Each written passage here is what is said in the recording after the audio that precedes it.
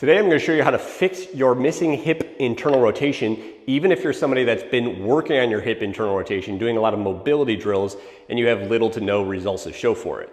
We're going to do this by focusing on a key missing link. What's going on? Blake here.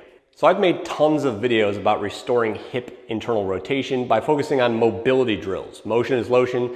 A lot of the things that I show in those drills are exercises that bring that hip into a deeply internally rotated position and help improve its mobility.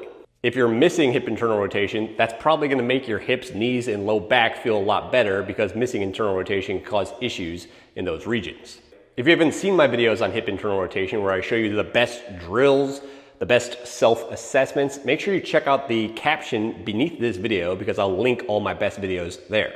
Today, however, I want to talk about the missing link, the adductors or the groin muscles. You see, the adductors, particularly a specific groin muscle called the adductor magnus, has a dual role. It adducts the hip, pulls the leg towards the midline like the other hip adductors do, but its other role is it internally rotates the hip. Now, if the adductors are weak in a lengthened position, which they commonly are in people that are missing hip internal rotation, they basically fail to provide stability. The brain then perceives this lack of stability and kind of locks up the hip joint and prevents internal rotation. It does this to kind of prevent excessive movement. Long story short, if you're missing hip internal rotation, you're probably weak in the adductor magnus while it's in a lengthened position, and strengthening it in a lengthened position can go a really far way in helping you to unlock even more hip internal rotation, even if you're somebody that's already been doing a lot of hip mobility drills. I know this sounds strange and it might not completely make sense, but don't take my word for it. Give these drills a shot. Just remember, these are actually best done after some mobilizations are done. If I have my one-on-one clients do a drill like this, it's after they've done some other drills that bring that hip into a deeply internally rotated position. So definitely make sure that you check out the caption underneath this video. Drill number one is called a static Copenhagen plank. So this is kind of like a modified side plank that is just going to annihilate, in a good way, the groin muscles in a lengthened position, okay? All that you need to do this is, like a bench. You could use a chair or like a footrest as well. But it's pretty simple to do. It's simple to look at, but I can almost guarantee you this is going to be very hard for you if you're missing hip internal rotation, okay? Because these muscles are most likely going to be weak. But to set up for this, you're going to kind of get this shoulder down in a side plank position. This arm should be, straight down underneath the shoulder socket.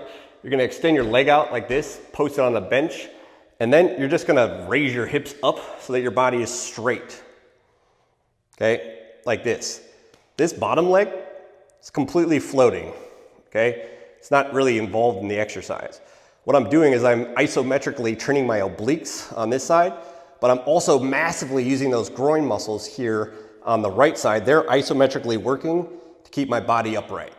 All right, that's how you do it. Okay, that's a static Copenhagen plank. It's pretty easy to kind of see. Again, that's going to be hard. It's going to work some of the obliques over here, but it's mainly going to work the adductors. Or that's at least the goal of where we're trying to feel this mainly is in the groin muscles here, the adductor magnus, okay? Something that people commonly do wrong when they're doing side planks, I get this a lot from my clients, that it's bothering their shoulders. So I just want to quickly talk about that. You have to be paying attention to the shoulder joint alignment when you're holding yourself up in that position, whether it's a side plank or a Copenhagen plank. What a lot of people do is they're not thinking about their shoulder and they're like rolling it forwards like this during the side plank.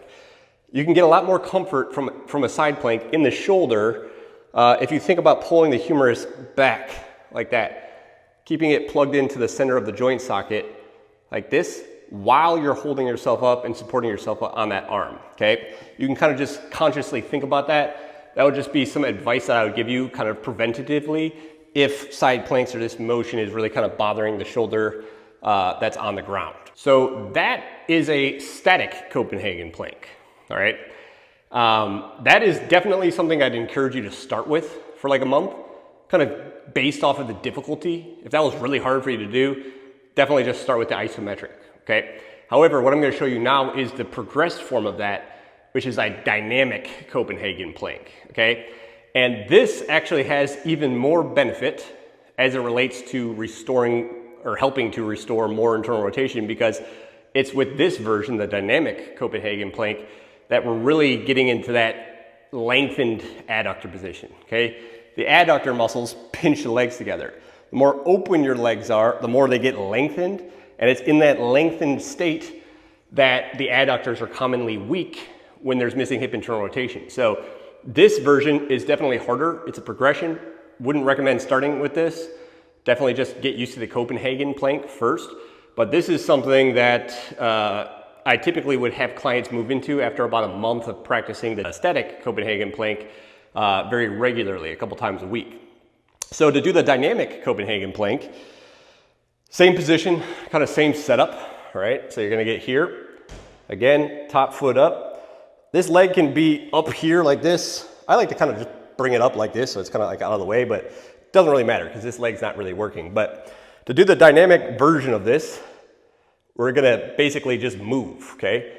You're gonna use this and this again, obliques, groin, but instead of holding it statically, you're gonna come up, you're gonna lengthen those adductors. Right now they're being stretched in a lengthened position, and then I'm gonna contract them and adduct my hip, okay? Just like this. This is basically how you do a dynamic Copenhagen plank.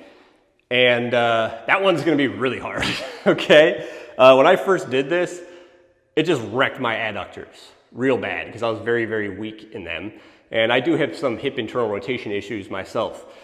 But that's basically how you do a dynamic Copenhagen plank. If you're gonna do those 3 to 4 sets, 15 reps, on the static version, the static Copenhagen plank, I would just go isometrically there for 30 seconds, 3 to 4 sets, 30 seconds. Remember, anytime we mobilize, we want to integrate afterwards. Your body's not gonna be able to do much with that new range of motion if you just mobilize the joint and then fail to use it functionally afterwards, because you're doing very little to teach your neuromuscular system how to own that range of motion.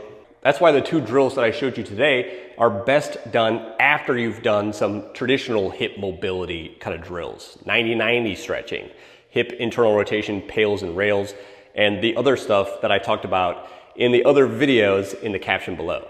I've helped hundreds of people fix their internal rotation, lateral pelvic tilt, other muscle imbalances and postural misalignments that they have going on. This is what I do as an online coach. So if all this is kind of a lot for you, then check out my coaching. There will be a link to it right here. If you want my free workout that helps you build muscle and get stronger and leaner while correcting common muscle imbalances and mobility issues, check out the caption below because I'll put a link there for you to get that free workout. That's it for today. Let me know in the captions what you want me to make videos on in the future, and I'll see you next time.